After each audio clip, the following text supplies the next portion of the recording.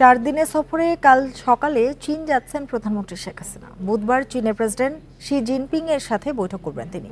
এতে কোনো চুক্তি নয়, 20টি সমঝোতা স্মারক সই হতে পারে বলে জানিয়েছেন পররাষ্ট্রমন্ত্রী হাসান মাহমুদ। এছাড়া কয়েকটি উন্নয়ন প্রকল্প নিয়ে আলোচনা হতে পারে। এখন জন্ম সনদ দিয়ে খোলো বিকাশ স্টুডেন্ট অ্যাকাউন্ট। নিজের বিকাশ নিজে কর। রোববার প্রধানমন্ত্রীর চীন সফর নিয়ে সংবাদ সম্মেলনে এসব তথ্য জানান পররাষ্ট্রমন্ত্রী হাসান মাহমুদ। বলেন, এ সফরে চীনের সাথে ঋণ সহায়তা সংক্রান্ত কোনো চুক্তি হবে না, তবে কৃষি, অবকাঠামো উন্নয়ন, অর্থনৈতিক ও স্বাস্থ্য খাতে সহযোগিতা বৃদ্ধির বিষয়ে বেশ কিছু সমঝোতা সই হবে। এছাড়া রোহিঙ্গা সংকট নিরসন ও বাংলাদেশের দক্ষিণাঞ্চলের উন্নয়নে চীনের সহযোগিতা নিয়ে আলোচনা হবে।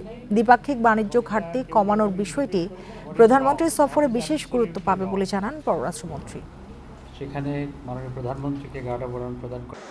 চায়নার সাথে আমাদের সম্পর্ক অত্যন্ত গভীর এবং চায়নার সাথে আমাদের স্ট্র্যাটেজিক রিলেশনশিপ আছে এবং চায়না আমাদের একটি বড় উন্নয়ন সহযোগী রাষ্ট্র। ডেফিনেটলি এই সফর আমাদের সেই সম্পর্ককে আরও স্ট্রেংথেন করবে, আরও ওয়াইডেন করবে।